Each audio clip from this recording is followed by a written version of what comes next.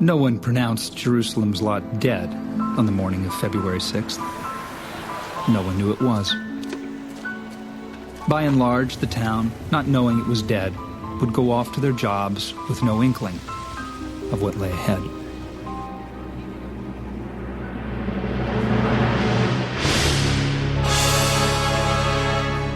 Welcome to Now Playing's Salem's Lot retrospective series. You'll enjoy Mr. Broadhelm, and he'll enjoy you. Part of the Now Playing Stephen King movie series.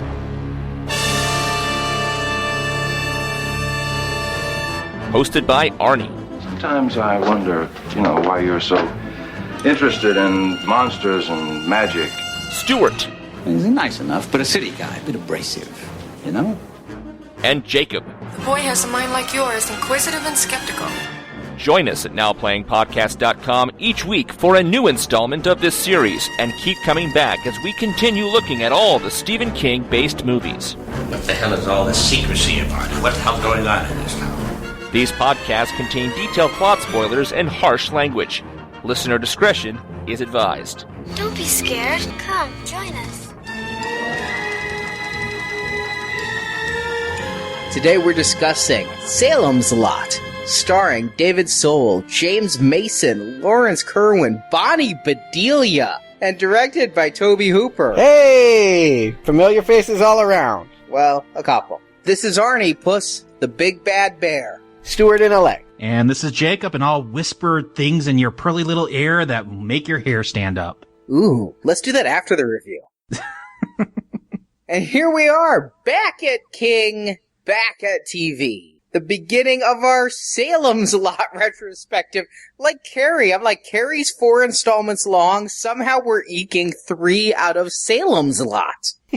And I've already seen 2 of them. And is this just one book, or did King do follow-ups to this? Or are these just all going to be different remakes or expansions of one of his books? This is one book plus 2 short stories that serve as a prologue and an epilogue to that book. Now, what we have is the original TV movie based on King's second novel. This is the second screenplay for King based on his second book. And then they remade this with Rob Lowe after Rob Lowe came back to success with The Stand and The West Wing. But then there is a sequel to the original one made in the 80s, A Return to Salem's Lot, which, much like The Rage Carrie 2, is kind of just its own made-up thing. Yeah, you will get to learn very soon that whoever controls the rights will do with it at will. Screw King and his artistic vision. There are lots of sequels that have little to nothing to do with the source material. I know for a fact because I have seen A Return to Salem's Lot. Salem's Lot, though, I want to begin with the book because I've admitted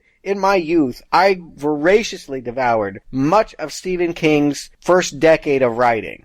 But I always skipped over Salem's Lot. I feel like this one, it's not neglected. People know it. People love it. I think King has called it one of his favorite books. And yet I don't think it has the respect of Carrie or The Shining or some of these earlier novels. I'm not a huge King fan. I know most of his major works. Never heard of this. I had no idea what I was in for. Oh, wow. This is a book that if you talk to King fans, they say is the vampire novel of the 20th century. I think they might be a little deluded, but that is what the King fans, if you read the biographies on King and a lot of the King fan boards, that's what they say.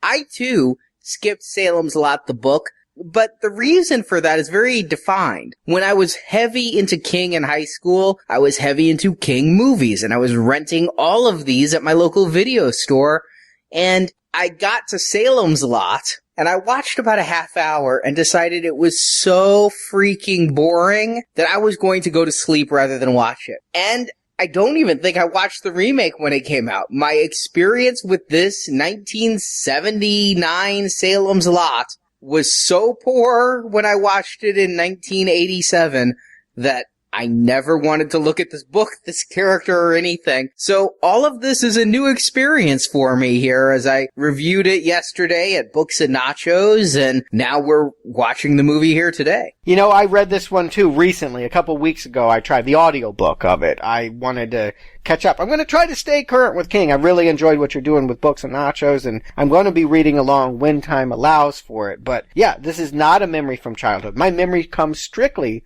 from this first movie. I did see it, I think, when it initially aired. 2 Saturday nights, I saw the second Saturday night, or at least I only have memories from the second Saturday night in November 1979. Scarred for life for one scene. We'll talk about it. I think it is the scene from the movie that anyone that saw it remembers, and it stuck with me. But yeah, I do think you're onto something. I think that Carrie and The Shining are so well renowned and beloved, apart from how they might read, because they have iconic movie images to go along with it. Here, even when we get to see the vampires and all of that, they crib a lot from other vampire movies, and I just don't think there's that originality to the vision the way there is with Carrie and The Shining. And keep in mind, this was King's second book, and it was put out around the time Carrie was being made. They got the rights from King. They paid a little bit more. King had several options on the table for the rights to this, and he wasn't the man then that he is now as far as his bank account goes, and he decided to take the offer that paid a little bit more and gave him absolutely no control over the making and the rights or anything versus other options where he could have written the screenplay and such. Interesting. And I do know they didn't aim for television. Nobody did in the 70s. If you wanted to make a horror movie specifically, you wanted to put it out in theaters. I know that they tried and had many different drafts for a 2.5 hour real movie instead of a 2-night TV miniseries. And one of the screenwriters, one of the people that turned in a draft and was rejected, he's the reason why we have the movie we'll talk about next week. So what you're saying, this was originally planned to be a film. This isn't like going back to Bixby, an Incredible Hulk pilot where they're hoping to spin off a television show. It wasn't planned that way. No. And when King was talking about this right when the rights were initially sold, he honestly thought that either Steven Spielberg or John Boorman would be the director. Not two names I usually hear in the same sentence, but it was 1976. Sure, yes, and they had made Deliverance and Jaws. There was reasons to think they were suspense guys. I think a lot of horror people went with it. They got a big horror guy here. Tobe Hooper, the director of Texas Chainsaw Massacre, and Eaten Alive. Boy, he needed this movie. I'm going to say that. He had already had his sophomore slump with a retread that had Robert Englund and a killer crocodile or something at a hick motel. It was really a come down. His follow-up to Texas Chainsaw Massacre, Tobe Hooper probably could have been forgotten if he didn't make Salem's Lot. Yeah, they actually wanted George Romero, and he was attached to do it. They were working on it, and Tobe Hooper and Romero were working together on other projects that didn't quite go as far. But when the studio made the decision that this was going to be a TV movie instead, Romero decided his vision couldn't be fulfilled. He backed out, and so it went to his friend Tobe. And a Warner exec had seen Texas Chainsaw Massacre and decided during that viewing that whoever directed this, and he didn't know who it was, would be the right choice for Salem's Lot. I don't see why, having watched Texas Chainsaw Massacre and having read Stephen King's book, Texas Chainsaw Massacre doesn't draw me to this the way it might other King works, like maybe Shining, where it is more suspense and then more gore. But yeah, he did desperately need this, and to think, without Salem's Lot, we might never have gotten Poltergeist or Life Force. Yes. That would have been half sad, wouldn't it? It's funny, it seems like we have directors du jour here at Now Playing, where it's like, are we really gonna just one by one get through the entire oeuvre? For a while it was John Carpenter, and now it feels like we are really hitting, especially his early works, hard for Tobe Hooper. Yeah, we've definitely talked a lot about him. The first two Texas Chainsaw Massacre, Poltergeist. I think we're kind of done. I mean, other than Invaders from Mars, I don't know what else I have to say about the man's work. We're going to get to The Mangler, another Stephen King adaptation. Oh, I didn't realize he was involved with that. Well, that will be special. Okay, you're right. Maybe we're on a swing here. Maybe we'll get through everything. The Funhouse next. I don't know. But, you know, this is him early in his career, back when I do think people had pinned a lot of hopes that he could be a major figure in horror, that he was going to take the horror genre out of the drive-ins and the grindhouses and get it to mainstream audience here. Otherwise, why would you give him a TV movie? I mean, TV, there's nothing on his resume that makes you think that he could be restrained and to do things on a television budget with a television mentality of censorship. I think that we forget in this 21st century what TV movies were in like the 70s and 80s. Those were big events. They were very profitable events at the time. Oh, absolutely. Yeah, I remember Caravan of Courage. That was one of the first TV movies I remember sitting down to watch.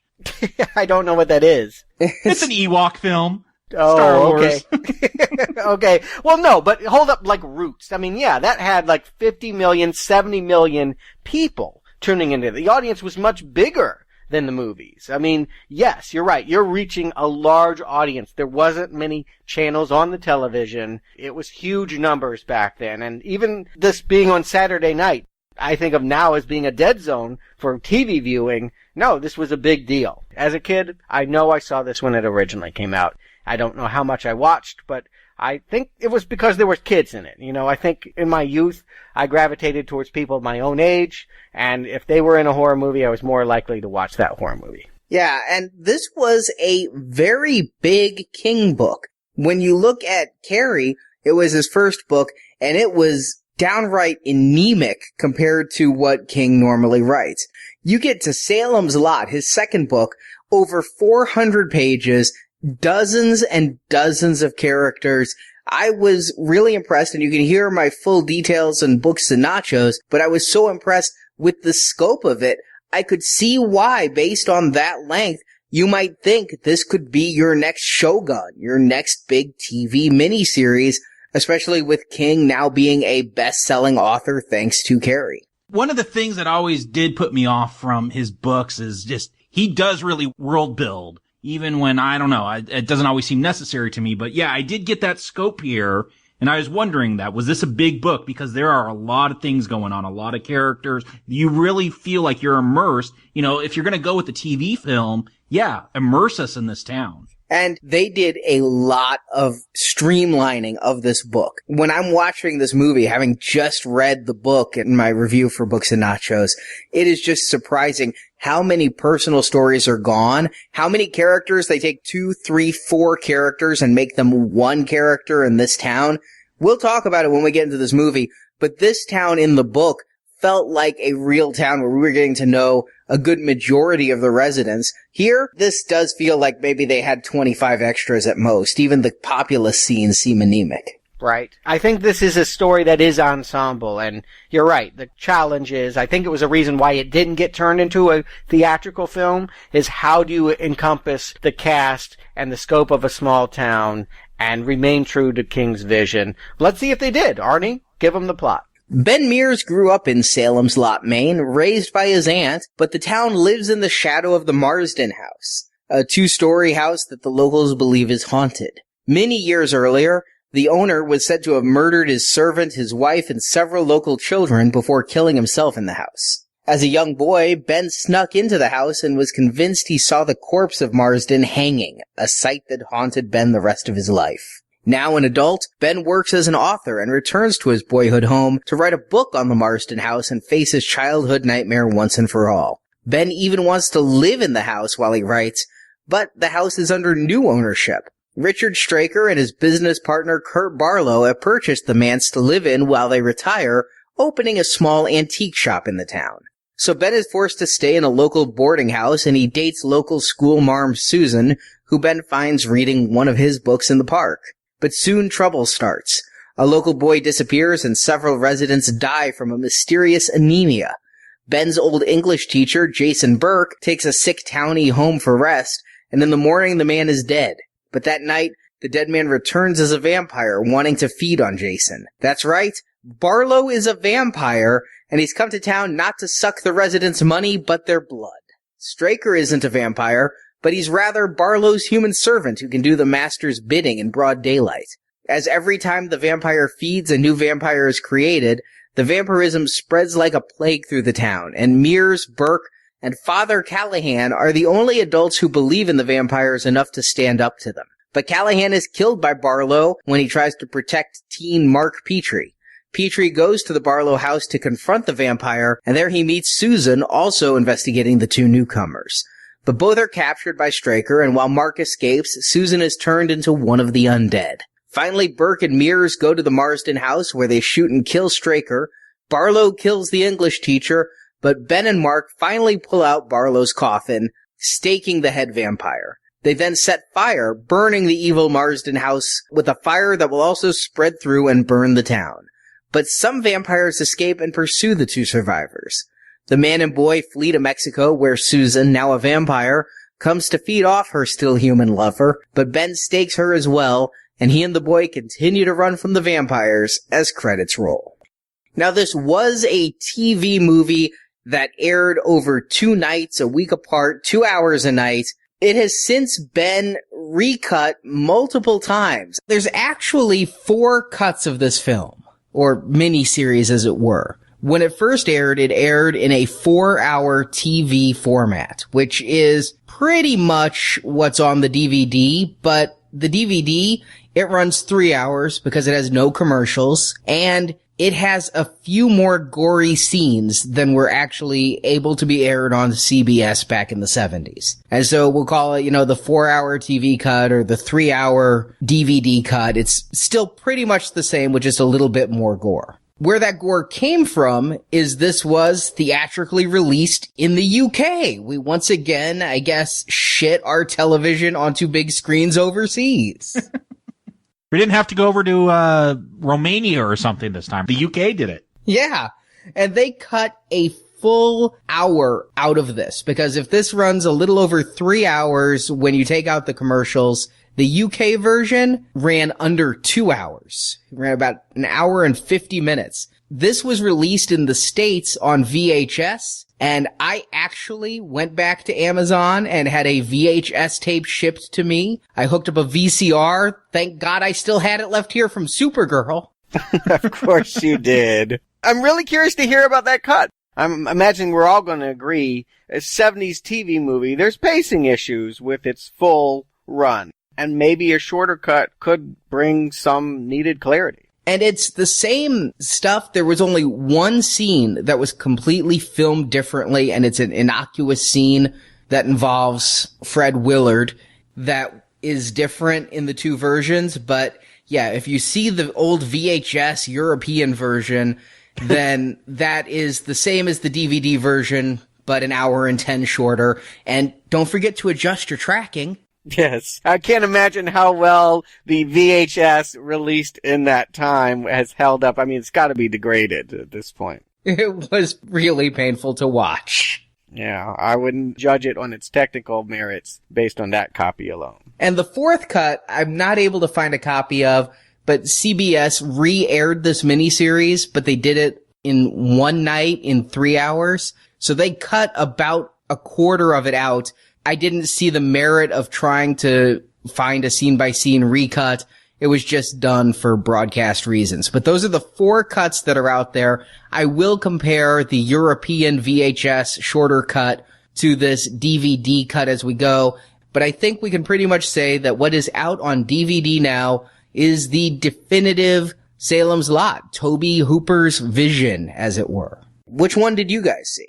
The DVD I got, it was, I believe, 3 hours, 3 minutes. Now, when you say there was a 4-hour edition, is that including the commercials? That includes the commercials, so... Okay, so I guess I saw the 4-hour edition, I'm guessing, if it was down to 3 hours once the commercials are taken out. That's what it would be. And that's the version I saw as well. Yeah, that's the only one that's been released on DVD, and so it is the most common version. It's the one I think we should reference most. From the first 2 hours of the 3-hour cut, they cut an hour out of the first 2 hours. So they cut the first 2/3 in half. So Arnie, you said you did see the European theatrical cut, though. Yes. Okay, because I am going to be interested in that. I'm approaching this, again, as a TV movie, but as I was watching this, I was trying to figure out how could they cut this down and make it into a more streamlined film. So I'm going to be interested in that viewpoint there. Yes, I'll go ahead and put this out. Pacing is a problem with this, and part of that is that it was made for television, 2 nights. It's going to feel different. It's going to have a different structure than a single film theatrical sitting would. I think it could have been done. I do think that they're somewhere in between. King's vision is here, but as you pointed out, a lot of the characters are truncated or combined. I'm not sure that enough of it is here to justify having the wide ensemble. I'm betting that the shorter version focuses on Ben and his fight with the vampires. That's the stuff that really holds to. I would say, as much as this tries to be Our Town, or a satire, or a treatise on small town America, at the end of the day, I feel like our primary functional character is Ben Mears, the author. It's always the author in Stephen King books. Let me tell you right now, his main characters are always people who write. He puts himself in every story that he writes. Yeah, you mentioned with Carrie, he makes the greasers the bad guys in a lot of his films. He must have been bullied by greasers. I did kind of roll my eyes when I realized the writer is the hero. Yeah, let's get to Misery someday. We'll really have a field day, or the dark half. But yes, in so many works, teachers and writers, those are the 2 professions King has held, and they're the 2 that he returns to time and again in his fiction. Ben Mears, on the page, I kind of pictured him as a bit of a regular Joe, semi-athletic 70s guy, but I never pictured him as Hutch. Yeah, this would have been a big star. David Soul, this was a get, I guess, for television, that he was one half of the popular cop show Starsky and Hutch. I don't know that he's done anything other than Starsky and Hutch. I only know him from that. So to see him here now, it feels, well, kind of small. I do wish we had a different main character. He's not bad, but I don't know. It isn't what I envisioned, and I don't know that he brings a whole lot to the part. And since I never read the book, I didn't have any preconceived notion of who Ben should be. This seemed like a pretty 70s dude, and it's in the 70s, so I was going along with it. I was wondering, what kind of writer is he? At one point, Bonnie Bedelia's reading one of his books, and it had some weird title, and... Air Chaser, wasn't it? Yeah, I don't know, is it about fairies or what? I was picturing pixies flying around in the air from that name. It's kind of odd. I'm wondering what kind of writer this guy is. I never caught it. This is a long TV movie. I might have missed it. He's a novelist, and the type of novels he writes are not really well gone into in either the book or this movie. But my problem is, does Hutch, and I don't really know his real name, David Soul, you said, does he come off as a literary type to you? A man of words?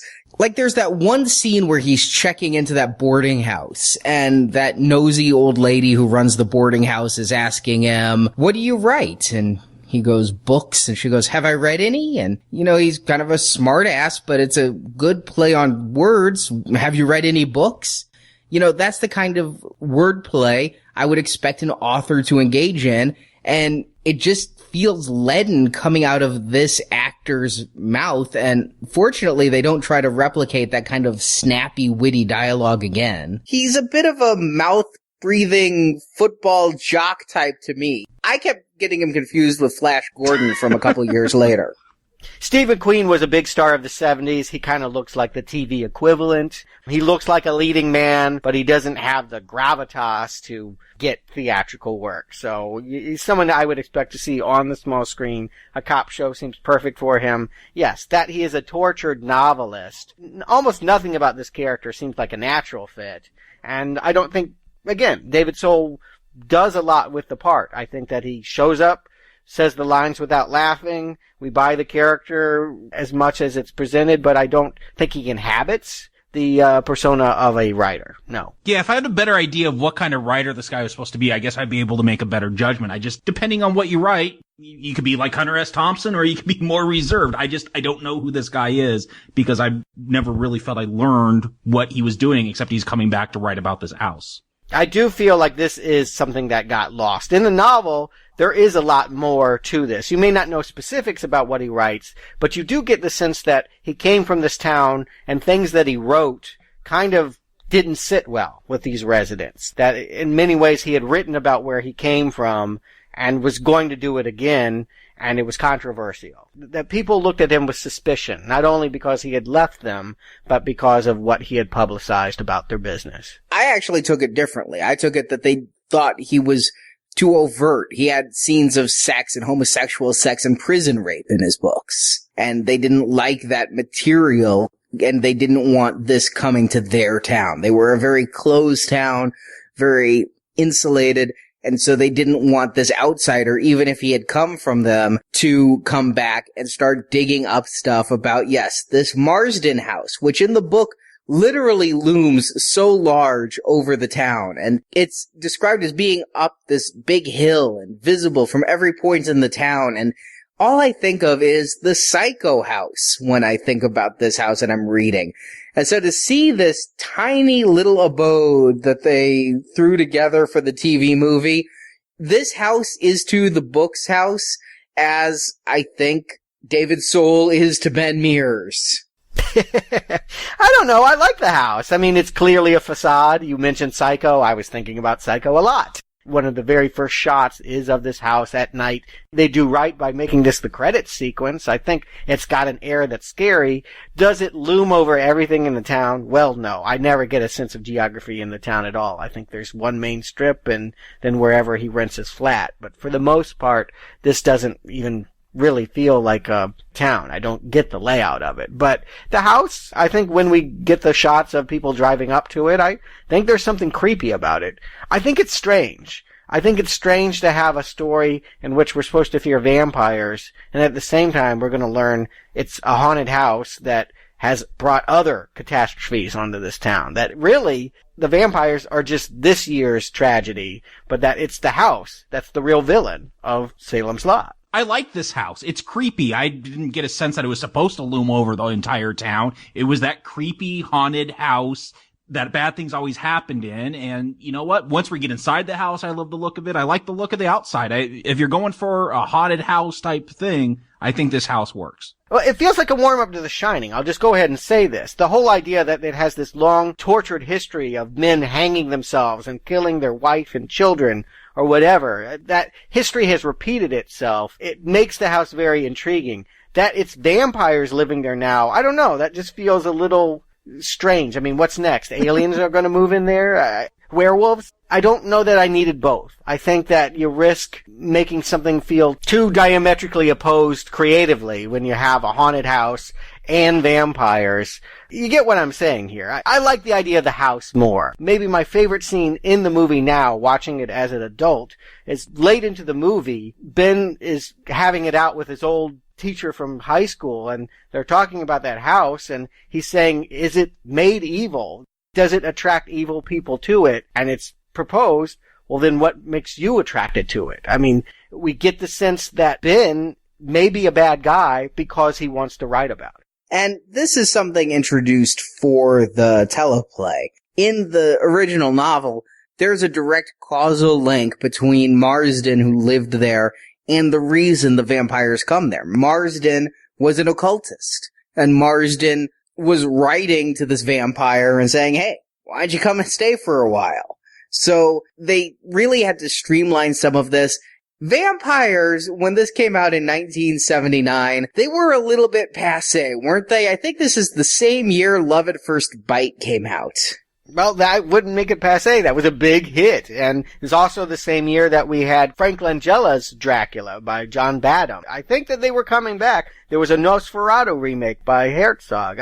I think it was happening, or at least they were trying to make it happen, but maybe people weren't ready to see it as more than camp. I mean, it certainly, the vampire was seen as a campy villain at this point. Cliched. So you're saying, okay, so Salem's Lot, the book, it's about vampires, because I definitely got the Shining vibe off of this. That is not in the book at all? That was just made up for this film? No, they have this event that Ben in childhood saw a ghost or a vision of one of the killers hanging from a noose. And that is what has stayed in his mind. That is what he thinks about. That is why he wants to write about it. And I do feel like he, even in the book, talks about the house drawing evil to it. But it's not the only explanation. As Arnie pointed out, there's causal events. There's a reason given. Whereas in the movie, it's just sort of a weird coincidence. Like, oh, now we're running to vampires. What's next? It seems like a Friday the 13th the series conceit.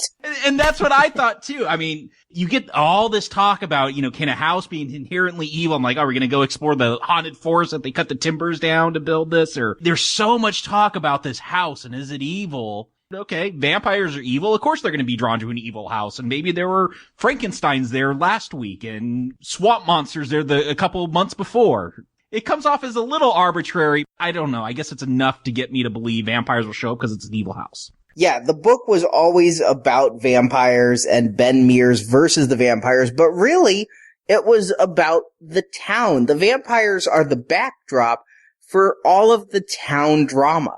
And the early reviews referred to King's novel as Peyton's Place with vampires. So it's kind of funny that the screenwriter is the guy who created Peyton's Place. I don't think that's a coincidence. I think that's why they settled on him. They went through a lot of screenwriters, and Peyton Place was, in the 50s, 60s, they were popular books and then movies and had been turned into a TV series. It's essentially a nighttime soap about scandals in a small town. If you wanted to tell a story in which the townspeople mattered, you'd let this guy have a crack at it. I'm going to ask, does the town matter here?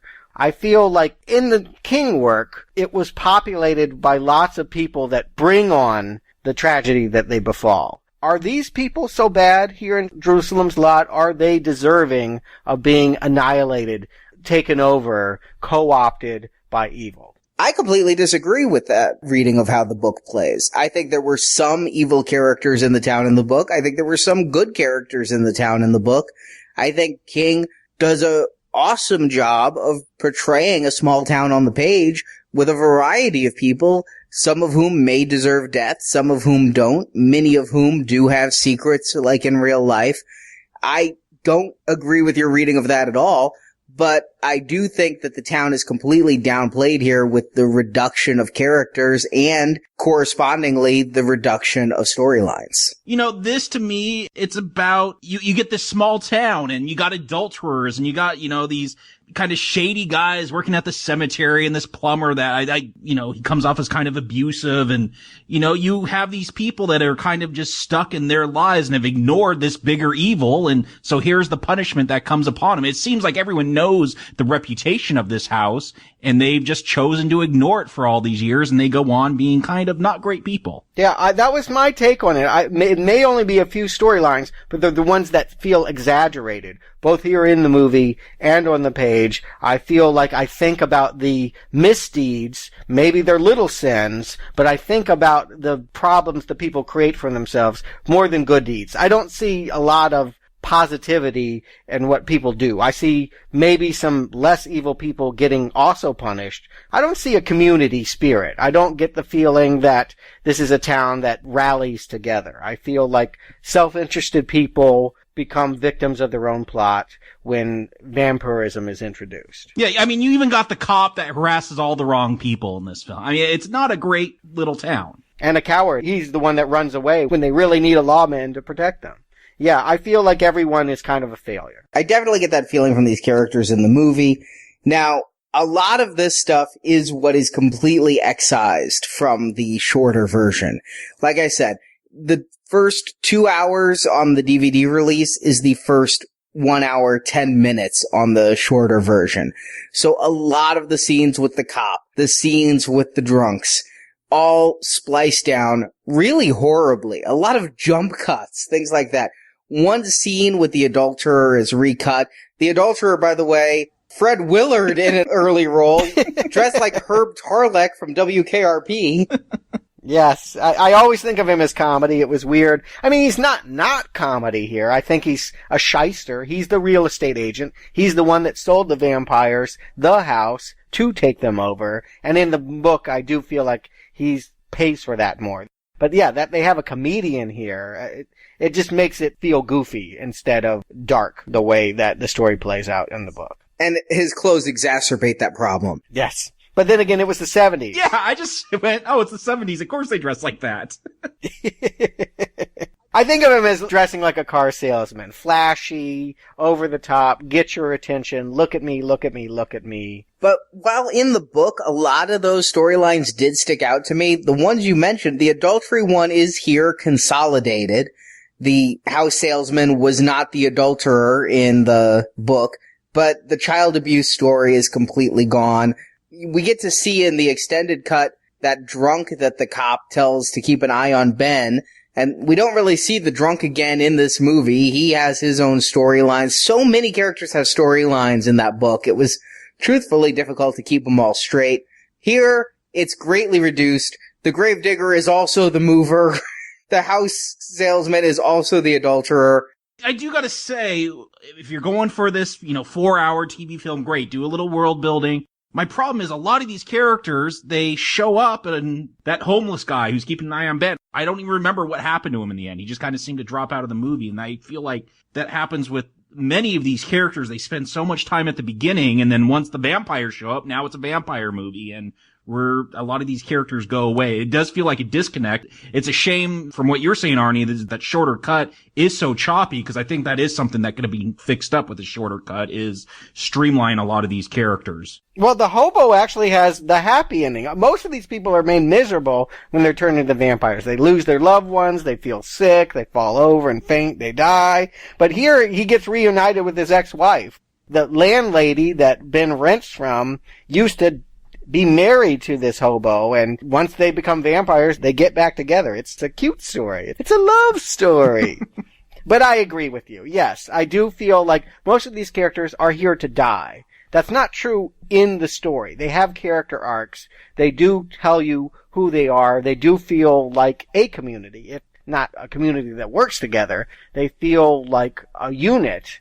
And here, I just feel like they're, bowling pins. They're going to get knocked down. You meet them early, and then later they're turning white, they're falling over, they're turning each other. The problem becomes geometric, as Ben points out. Once vampirism is introduced by the child, it isn't long before everyone's a vampire or turning their neighbor into a vampire. Now, you said, it's a love story. Well, let's talk about that love story with Bonnie Bedelia. This is really the year of Die Hard, isn't it? We had all those Bruce Willis films, now Bonnie Bedelia's showing back up. If only she'd shown up in some of those other Die Hard films. She was there for 2. Yeah, out of 5. I was shocked to see her name come across in the credits, a rare name that I actually recognized. But, man, I really feel she's done a disservice as Susan in this movie. In the book, I really thought their relationship carried weight. Here, Ben mentions, yeah, my wife's dead. I have some good memories, some bad memories. David recites that line like he's ordering off a menu at Chili's. And I never really get their relationship. The way he even picks her up is awfully weird. You have my book. You don't need to read it. Let's go out. He was really pissed off she was ruining the spine of that book, though. That was a ruse, right? Like, she knew that there was an author in town, so she went out, got the book from the library, and was hoping this very thing would happen. It was her plot to get him interested in her. Was it? Was she just stalking the park for it? In the book, it comes off that she was legitimately reading it, and she approaches him. In this movie, I have no clue why she has that book, and it's never mentioned again. It's clear that she hasn't read it prior, or that she's very interested. It's not a coincidence that she happened to be reading it as he walked by, and he's new in town.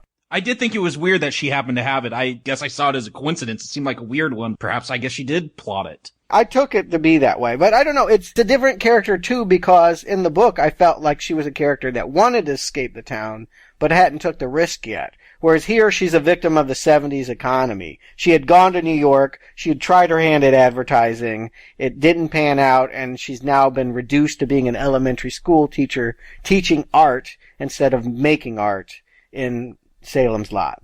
This is a force back to where she didn't want to be. But she's more worldly. I think they wanted to have her have a little bit more feminist edge. She's not so over the moon with Ben. She even gives a little feminist speech at one point, seeing if he's alright with that. Yeah. I mean, she's here largely to love the romantic lead. Don't get me wrong. She has little to no other function other than to be someone that the main character cares about and loses. But I do think that as written for the screen, she's a little bit more independent. She is going to go to a job interview in Boston rather than a funeral of a townsperson.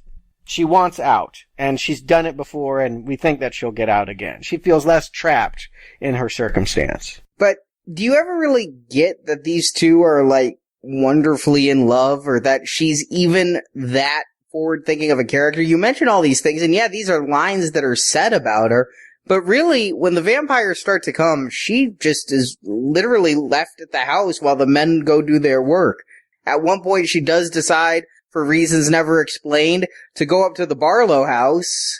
I really do not understand how she comes to accept vampires as easily as it is. I don't even know when it happens, but at some point he just kind of turns to her and is like, hang garlic, there's vampires, blah, blah, blah. And she's like, oh, okay, sure, whatever. I mean, as long as this movie is, the coming to the vampire conclusion seems to happen abruptly and with no pushback from any of the townspeople. Once it's kind of pointed out that this anemia plague is happening, everyone's like, oh yeah, vampires must be. I read it in this book. And it is, again, better fleshed out in the book. Here, I kind of took it that, and they talk about it a little bit. Ben has a talk with Jason after the gravedigger turns into a vampire. They figure out he's a vampire. They're like, people are just going to lock us up if we say that. They're going to ruin your teaching career. They're going to say we're all nuts.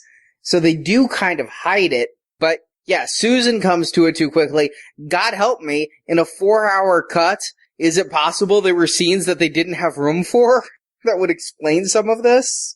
Well, it's 3 hours with an hour of commercials, so yes, I do think that some of this just didn't get in there, and that is clearer in the novel. I guess if I looked at Salem's Lot as I did before I read the book, as a story about vampires that take over a town, I would look for that to start earlier, and I would look for there to be more debate and dialogue and rejection and looking for other possible solutions to the problems at hand.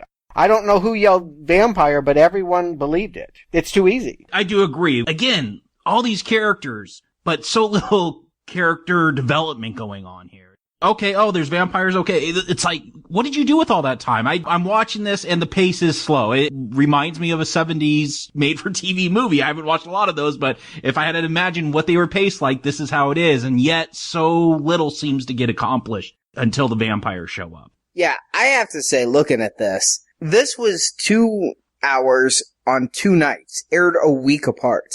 And if I look at what happens in the first half of this 3-hour cut, and then the second half, if I'd watched the first half, a week later I'd be like, let's see what's on NBC tonight instead, because this is dull. The stories that King brings so to life are done so lifelessly with these piss-poor TV character actors that I don't care about any of the characters. I'm having trouble keeping them straight.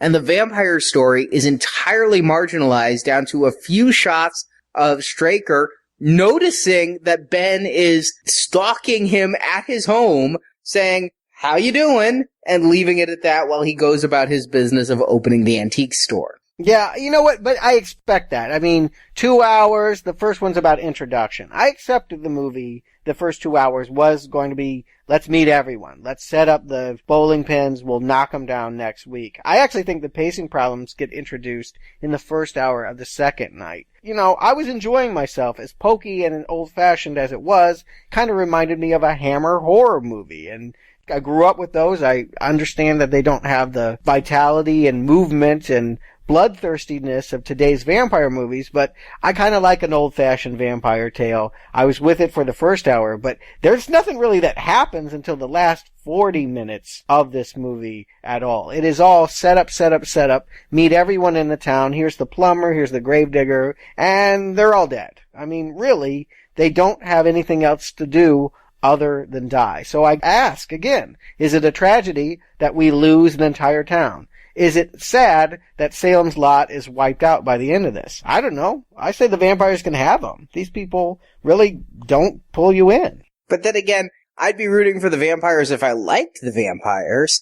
I'll say that James Mason does a respectable job as Straker. He doesn't come off overtly evil. He's interrogated by the cop, and he has kind of a funny, smarmy scene there that I kind of like. And this is an actor I've seen in other stuff. I didn't necessarily remember him, but I look at his credits. There's a lot of them, and I check off a few things that I've seen. I thought he did a good job. But let's talk about Master Vampire Barlow. In the book, this is a suave Dracula-type vampire, or if you want, the George Hamilton, love at first bite. He is a human, first and foremost. He's seductive. He could get by in the night. Here we have, it looks like Nosferatu mated with a rat. Yeah. I love Barlow, this vampire. I love Nosferatu, so maybe that's why I'm going with this look. This blue skin and those, instead of the fangs on the side of the mouth, they're right up front like a bunny with, vampire banicula. I don't know. I like this creepy vampire look. And, we've talked about Lost Boys, and there is that sexual nature of vampires where they're seducing you. I felt like this movie had that where people, they'd kind of go into these few dream states and not really remember what was going on. But I kind of like this horrific looking master vampire here. Stephen King said when he conceived of Salem's Lot, he was trying to modernize Dracula. I think it's only appropriate that Tobe Hooper goes back to the very first filming of Dracula. Nosferatu, by and large, the 1921 Murnau movie, is the first official, actually it wasn't official, they got sued, but this was the first famous incarnation of the Bram Stoker story on screen. And so, yeah, why not bring that look of Max Schreck's characterization into this film? Why not go back with that classic look? I think it's effective. You already have James Mason. He's suave enough. We don't need two suave dudes here. I think we needed a monster, and we get it with Barlow. I think that this was the right choice. I think it could have been the right choice if the makeup effects were at all convincing. It was the 70s. I don't give a shit when it was. I don't give a shit what medium it is. When you put those fangs in the middle and yes, make him look like a rabbit. You might have not liked how the fangs looked, but they look like fangs. When you make him an impotent character because he's unable to speak, he only hisses, he's called the master. Let's see some mastery. Okay, Arnie, you're going to regret these words next week when you see what the makeup effects are like for Return to Salem's Lot. I'll leave it at that. We're talking about this movie. I don't think they're bad at all. This was Emmy nominated for makeup effects. I think they hold up.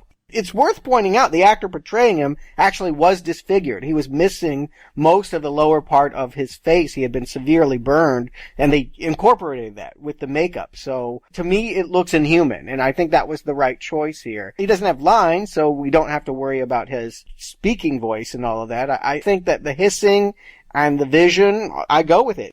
Nosferatu was a silent movie. This is a silent vampire. I think it's very good. Yeah, and maybe because I do like Nosferatu so much, that's why I'm going with this. I like this vision. I like when the other people turn into vampires, especially the Glick kids. I love the way, and I'm pretty sure they're using a crane to make them float around in front of these windows in one shot. I'm pretty sure I saw that crane behind them. But I love the way they kind of just float around in front of that window and kind of just paw at it. I like the atmosphere. When we get into these vampires, I don't need to see Dracula or Barlow here giving grand speeches. I want a creepy atmosphere. That's what I enjoy with horror, is when I kind of get scared to turn out the lights because it is kind of spooky. I just go back to Fright Night.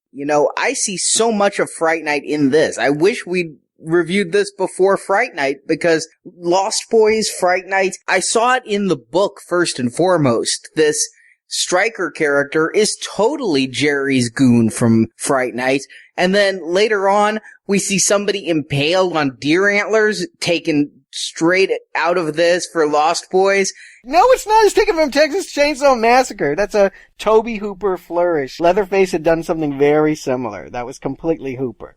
Okay, but having researched Salem's Lot, Schumacher cites this movie as his influence, and Todd Holland cites this movie. They didn't get it from Texas Chainsaw. They got it from here and decided to update it. And so I look at what Jerry did in Fright Night and how he turned monstrous, but he was also clearly in command. I never get the feeling that Barlow is in command. But you talk about these other sub-vampires, and Jacob, I mostly agree with you. I may not like Marjorie the vampire who is in the hospital and she disappears in a fade out effect, but the little boy floating outside the window, tapping on the window, I like it. It's eerie. The kid looks cryptic. I also like the dead grave digger in the chair there. Look at me, teacher. Yes. I like that.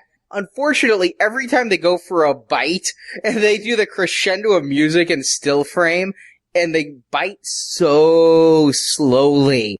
The worst is when that gravedigger, he's drawn to the Glick boy who's been buried. Was at the end of the first half of this, and it goes, it's that slow motion freeze frame as he goes for the bite. I wish those were a little bit more convincing. I'll agree with you there, Arnie, but so much of it works for me. But those bites, they don't, which is unfortunate because this is a vampire movie. Biting's an important thing. The vampire stuff is good. There's not a lot of it is really the problem. The fact that they seem to throw it in anytime they're about to go to commercial to keep you hooked, it feels like a gimmick. But you mentioned those kids, and that's the scene. Boy, when I was a kid, the third time that it happens. I mean, yeah, it's bad that poor Danny got bit by his brother twice and he died from it. Yeah.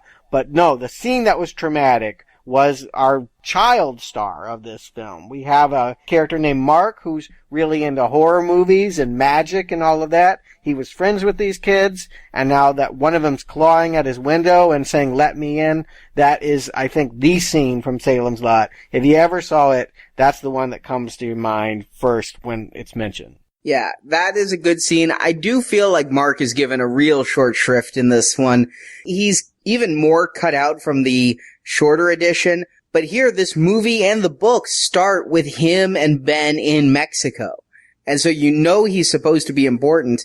In the book, he gets far more exploration. Here, we get to see him doing a school play and hanging out with a couple of his friends who turn into vampires, but he doesn't really interact with Ben or the group until the last 10 minutes of the film. And I think that kind of does him a disservice. In the book, he got a real good kill. He alone took out Straker, and Straker was super powered. Here, Ben and Jason shoot him with a gun a few times, and yeah, that's exactly what happens in Fright Night, but I think it makes Mark a weaker character.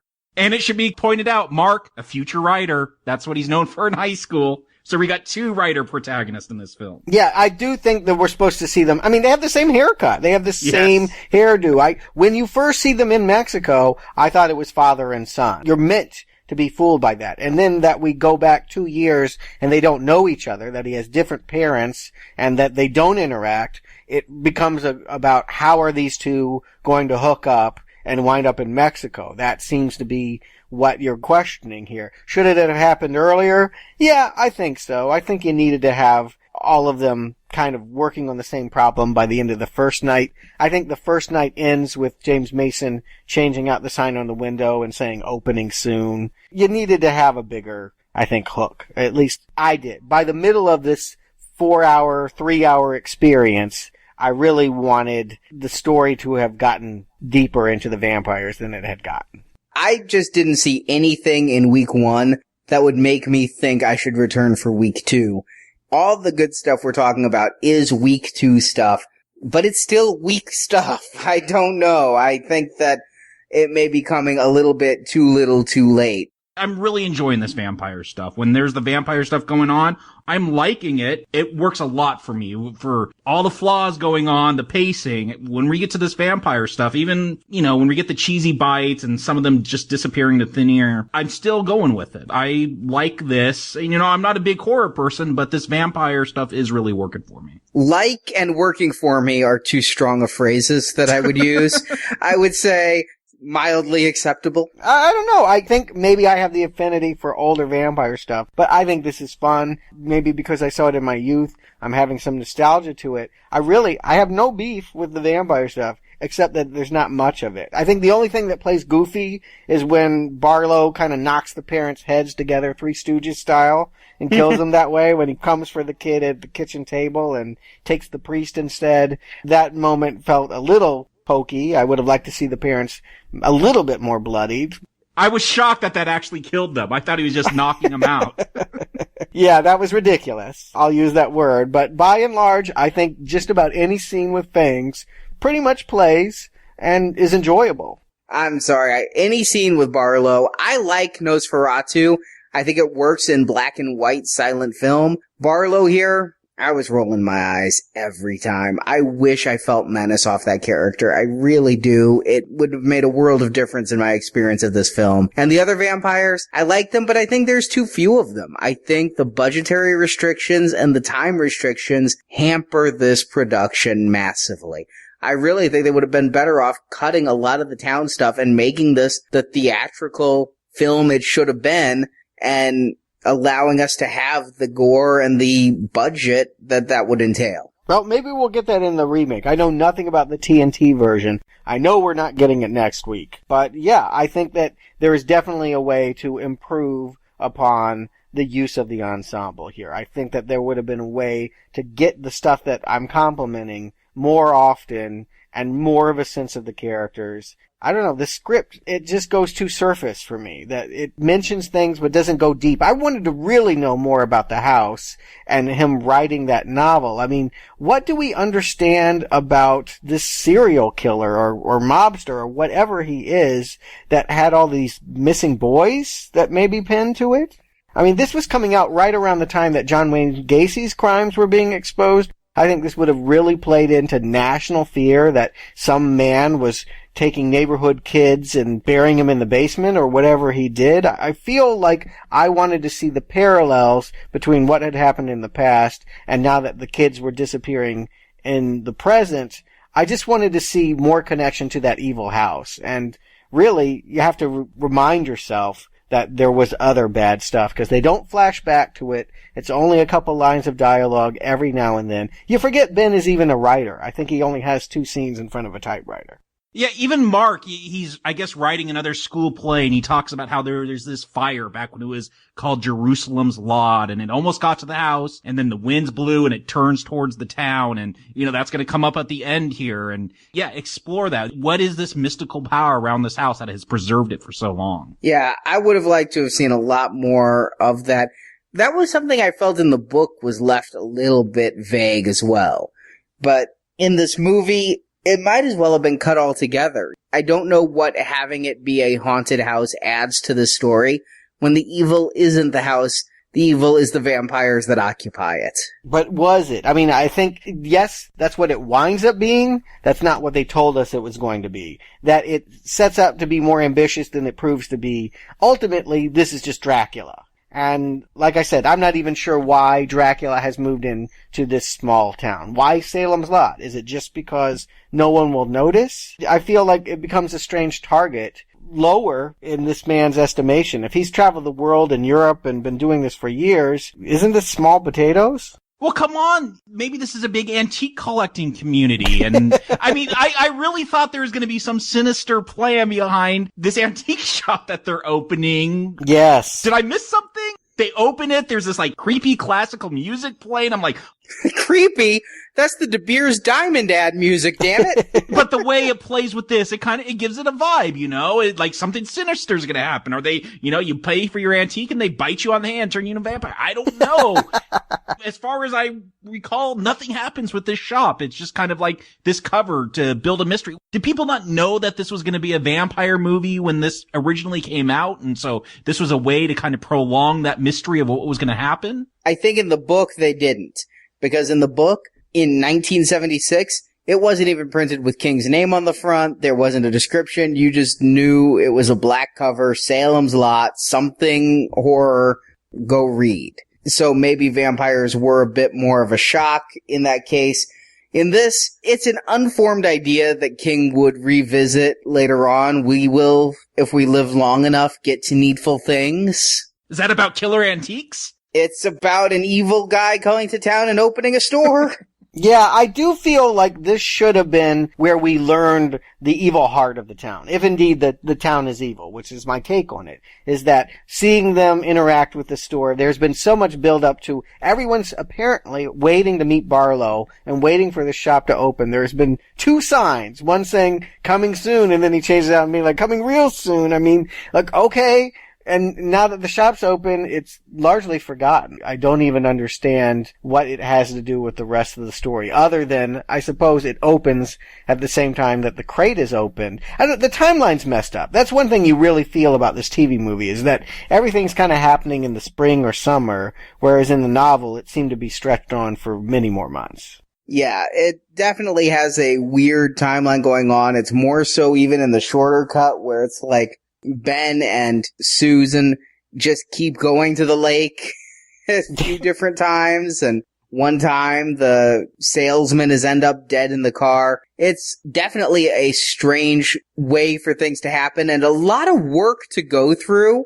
to open this antique store, given that the town is overrun with vampires in about 3 days. The time frame should have been longer. It feels like everything happens so quickly. So what, the antique store would have been a front so they could earn money to buy, I don't know, Straker could get his cereal and milk until they eat everyone in 6 months? I think it might just be antiques because vampires are eternal. They can hold on to this crap and, eventually it's worth something. He's been in business since the 40s and obviously he's lived longer than that. So, yeah, I just take it to mean that they can deal in antiques because they're old. So finally, this was something that shocked me in the book. I was fully expecting it in the movie. Susan gets taken in turn, ending their love affair pretty quick. I like the fact that they held out to this to the end, that it actually is the last moment of confronting her. I think that it's a bigger villain. I mean, let's face it. When they go to kill Straker and Barlow, it's kind of easy. I mean, it really doesn't take much to put these guys down.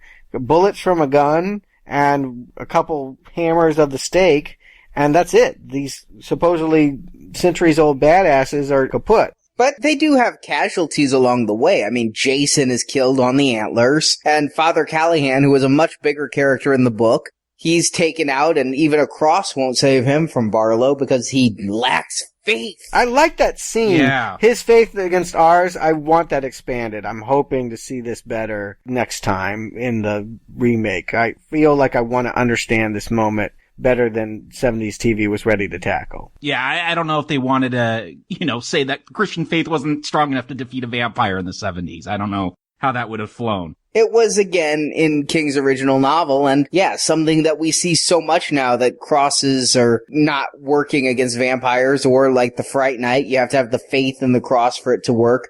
King originated that, to my knowledge. I think that was the first instance. It kind of had an Exorcist vibe to me, because that scene when Barlow shows up in the kitchen, there's like an earthquake first and things are flying around. It almost felt like supernatural paranormal or something like that. And that's the scene where Father Callahan dies. I don't know. I'm hoping when they do this remake, we get more of Father Callahan. Another thing I want to really compliment this film on, you talked about the outside of the house. I love when we finally get inside the house. Susan she sees Mark go in there. He's going to get vengeance for his two friends that died. And I don't know, this house is just creepy. It's a shell of a house inside. It's covered, what is the feathers everywhere? We see lots of taxidermy birds and antlers. And I don't know, it's just, again, I like this creepy vibe. We get in there. Why would a Dracula need a nice house? He's sleeping all the time. And when he's not sleeping, he's out eating people, or biting them at least. I'm going to credit Hooper for this. It did remind me a lot of that creepy atmospheric house from Texas Chainsaw Massacre. All the deer heads, the animal heads, the antlers, all of that stuff. It had a similar vibe, and yet it also had this British Hammer horror vampire vibe. I think it is an excellent mood. You're right. We've been building up to this house. It's a nice moment when Ben pauses on the porch and you remember that he hasn't been there since he was a child that saw a ghost, so this is going to be a big moment here. I like the house. I think this is where you want to have this climax and this showdown. I like the inside of the house. I agree with you. I still think the outside of the house looks just like rundown suburban. The house in Halloween, the house in Psycho, this has nothing on either of them. This house, it just doesn't feel, when they're outside of it, that bad. Inside, I agree. I love the dusty atmosphere. I love the rundown nature. I love the staircase used as a trap. And you know what? When all the action finally goes, there's a great shot that I love. You got Ben, he's staking Barlow, and there's that door. They had put the coffin in that little, under the stairs, and you have Mark watching this vampire get staked, and you see two more vampires. At first it's, I think, the plumber and the the guy, the grave digger, they start crawling out of this under the stairs, It's the fruit cellar. Again, I'm thinking of Psycho, but I think it's where Mother was stored at the end of Psycho. Yeah, that's what it is. Yeah, and I just love it. Starts off dark, and if you're not really paying attention, you don't see these two bodies, and then they come out. I don't know. There are some great shots in this film, and that surprised me for a TV movie because they were very effective, and maybe that's because it is Hooper, and he did do Chainsaw, and so he had some talent for that kind of stuff. Yeah, I do think you see some talent in evidence. Pacing problems galore, but when we get scary moments, I think they're pretty scary. I think that they're well made. Nothing in this movie even approached fear for me. Nothing in this movie could I classify as scary. But I'll agree with atmospheric and ever so slightly tense. Okay, I think we're all saying the same thing. I don't begrudge the movie for being pokey. I think it's kind of charming in a way. But it's easy. I mean, it's really easy to defeat these. And I do feel like the really main bad, by making Susan the last one, I think she is the one that's hardest to beat. Supposedly Ben's fallen in love with her. He saw his future with her. He was going to go with her whether she went to Boston or not. So now that we have this epilogue in Mexico. An epilogue entirely cut from the shorter version. Oh, really? Wow. Susan just burns up with the house, theoretically, in the shorter version. Oh, no. That's the wrong way to go. I think this means a lot. And come on, I mean, I had a feeling he was going to kill her, but he drove that stake in by hand. No hammer required. He just shoved that thing into her before she bit him. I was impressed with that. I did like this end. This is original to the screenplay, and I thought it was an emotional end. I wish I'd believed in their relationship more. I wish that their romance had meant more to me, but given what I have, I'll take what I can get. Yeah, I do like that they play it like, is he going to embrace her and turn to a vampire? I knew he's going to stake her, but I like that there is that pause there right before he impales her. Right. I don't know. Sometimes, Fright Night, we've mentioned that a couple times. We've had the damsel be turned, but we think if they kill the big one, if you get the master, that's going to reverse everything and she'll be fine. That she stays a vampire until the end, and the lead has to kill her. You're right. I didn't care about these two as lovers, but as a finale to their love, I think it's a pretty bitter one. I think it's a great way to end this TV movie. Typically, we think of TV being comforting. We think of them putting on a glossy, happy ending. This ends on a stunner. Well, let's see if I'm stunned by the recommendations. Jacob Stewart, do you recommend Salem's Lot? Jacob. Are there pacing problems in the film? Yes. Even for a 70s film, this thing's got pacing problems. Are there character development problems? Yes. I wish there was stronger writing here. I wish there were stronger characters. Are there storytelling problems? Yeah, you build up this mystery about the house and that kind of goes away. There's a lot of loose ends here. For a film so long, there's a lot of things that just kind of fade away as they bring in other aspects. But man, I do like the atmosphere when the horror elements set in, when the vampires come in, when you get into this house. I really enjoyed that stuff. I would have come back. Arnie, you said you wouldn't come back the next week. I would have come back the next week. There was enough there to pull me in. There's a whole lot of problems here. I'm going to give it a recommend. It's not a strong recommend. I would love to see this film get done better. There's a lot of opportunities to improve, but there's not a whole lot of subtext. It's not real deep, but I enjoyed this as an atmospheric vampire story. And I want to see it done better. Hopefully we get that in a couple weeks with the remake. But I'm going to give this one a recommend. I do recommend watching this as it was intended, 2 nights.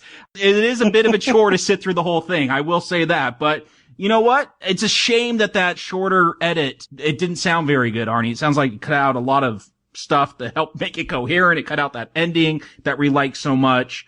That's a shame because I think this could be streamlined more, cut down into a better edit for modern audiences. But yeah, I'm going to give this one a weak recommend.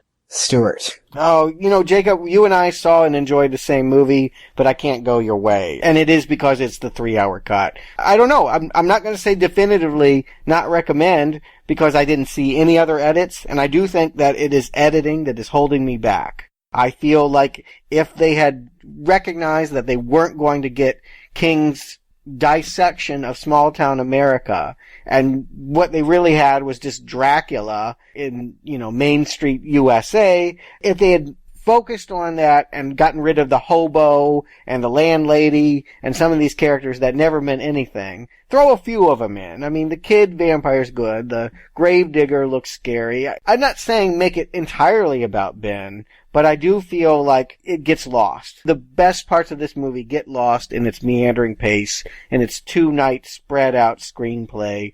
It can be fixed in the remake.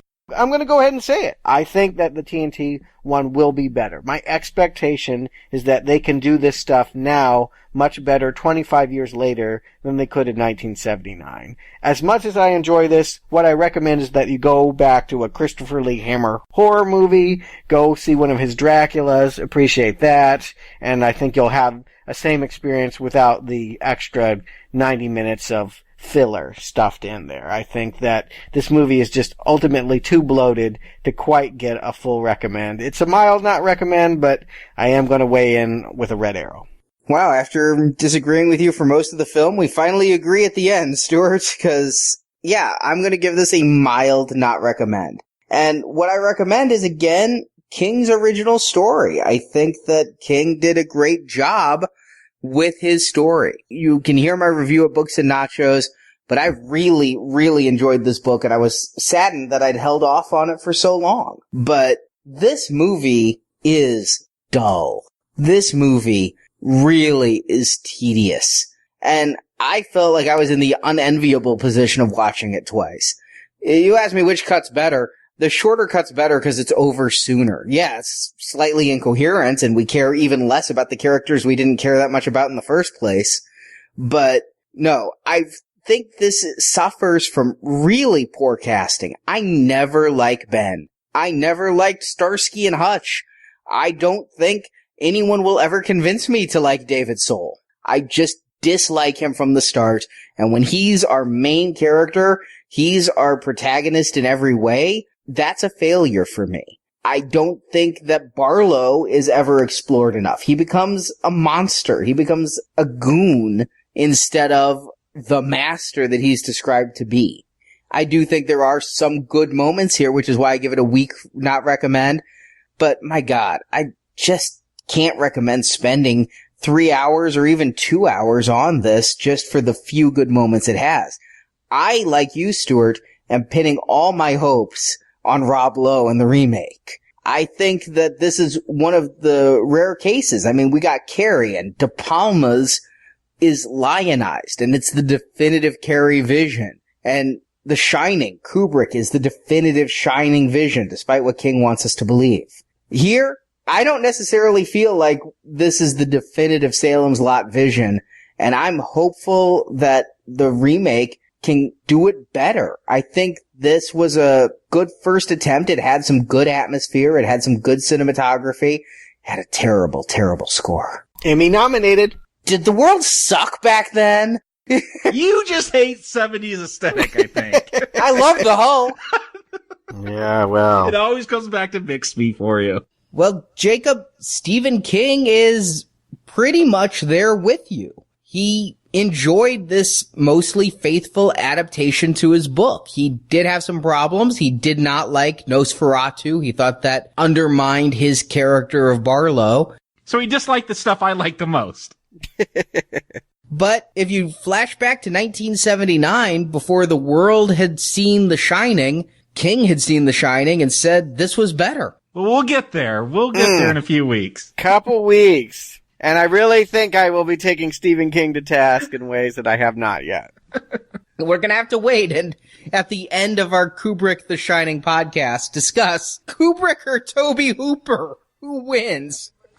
I think it might be really settled when we get to the Mick Garris miniseries the next week, and we see the one that is quote-unquote far superior in King's mind, the sanctioned one. The one starring the guy from Wings. Yeah, that's where I'm really going to challenge King's ability to see the film versions of his work for what they are. But no, I'm going to give this a red arrow, not recommend. I didn't like it when I watched it as a teen. And going back in as an adult, I see why I was put to sleep by it. But would you have watched it every week? I mean, it's worth pointing out, the movie was successful enough. There was talk of having, of all people, Robert Bloch of Psycho turn this into a continuing series in which Ben and Mark go from town to town slaying evil. I don't know that it would work for me because I think they're on the run. They're not out going and finding the evil. They're running away from it. But that was the idea that they wanted to do, and for many years it was in development before, I guess, the actors went and did different things and it just never materialized. Well, speaking of Hulk, I mean, Hulk was on the run too. The trouble kind of found him wherever he went. Right. I mean, could this have worked? I think that they could have duplicated some of this. I wasn't so in love with Salem's Lot, the town, to think that what was good about the Ben Mark stuff couldn't work anywhere in Florida and California. Okay, let's face it, it would have been in Los Angeles for most of the series. But yeah, I feel like they could have duplicated the quality of this TV movie into a TV show pretty easily. You know, I'd heard that they were thinking about this. I also heard that that was something they abandoned after the second night of this, because the second night's ratings were far lower than the first. Oh, interesting. King attributes that to the week in between. If they'd been consecutive nights as the stuff he was more involved with, he thinks it would have done better. But could this have worked as a TV series? I think anything could. It all depends on the talent. I wouldn't have wanted to see these actors week after week. I'm curious to see if it can work as a sequel, which was direct-to-video? Kind of. It's how I saw it. I don't know. I don't know what it is. Let me put it out there. Bad taste from my single viewing in the 80s. But when I look at the cast list, I'm very intrigued to return to Salem's Lot next week. So let us know what you think of Salem's Lot. One green arrow from this group. Is that too harsh? Is that too kind? Come to the forums at nowplayingpodcast.com or Facebook and Twitter and let us know. So that does it for Salem's Lot. We'll be back next week with the return to Salem's Lot. In the meantime, if you want more Now Playing, a reminder that the Child's Play podcasts are out of the vault. Our first time ever taking something out of the vault, but only until December 31st.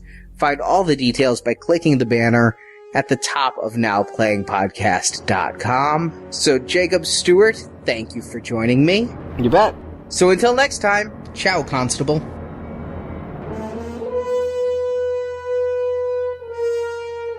Tell them, O'Byrne. You will drive them out of their hiding places. All of them? It will purify Salem's Lot. And the others will be on the run and on the hunt. For us. For us. Thank you for listening to this episode of Now Playing, and we hope you've enjoyed the show. I just don't like things that suck your blood and have conversations afterwards.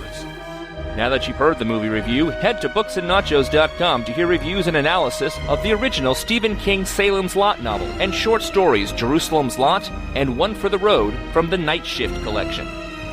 Literature's become elitist. It's like black and white photography. And come back to NowPlayingPodcast.com to hear our reviews of other Stephen King movies, such as Carrie, and join us each week for another new King movie review. You take your mother and anyone else that you could persuade to go. In the archives section of our website, you can also hear reviews of other films such as The Texas Chainsaw Massacre, A Nightmare on Elm Street, Saw, Riddick, Friday the 13th, the Avengers films, Star Trek, and more. Find hundreds of movie review podcasts at nowplayingpodcast.com. Why don't you come up and have a drink one night? To tell you the truth, Richard, the place scares me. While at nowplayingpodcast.com, be sure to join our forums where you can discuss this review with other listeners. I used to think nothing happened here. But the truth is, everything happens here. You can also follow Now Playing on Facebook and Twitter, where the hosts post new episode announcements and written movie reviews. The links to our social media pages can be found at nowplayingpodcast.com. What would you give for this miserable boy? Support from listeners like you help keep Now Playing operating. You can find a link to donate using PayPal at the bottom of our website, nowplayingpodcast.com. Whoever feeds you is your God. You can also show your love of Now Playing Podcast by shopping in our store, where you can buy panties, coffee mugs, t-shirts, totes, boxers, teddy bears, and much more. 95% of our business is done online. You can also help out Now Playing by leaving us a 5-star review on iTunes. A link to Now Playing's iTunes listing can be found at nowplayingpodcast.com. Saints preserve us. Now Playing's Salem's Lot retrospective series is edited by Heath and Arnie. Don't you guys ever sleep around here? I mean, don't you even get tired? Now Playing credit narration by Brock. What a rude boy talking to his father like that. And in front of company. The Salem's Lot films are the property of their copyright holders, and no infringement is intended. Let it be. Sometimes these badges get in the way. The opinions expressed on Now Playing are those of the individual hosts and may not reflect the opinion of Inganza Media Incorporated. Would you feel more comfortable if we stepped into the confessional? Now Playing is a Inganza Media production, copyright 2013, all rights reserved, and no part of this show may be reproduced, repurposed, or redistributed without the written permission of Inganza Media Incorporated. It's been a gruesome day. Rest in peace.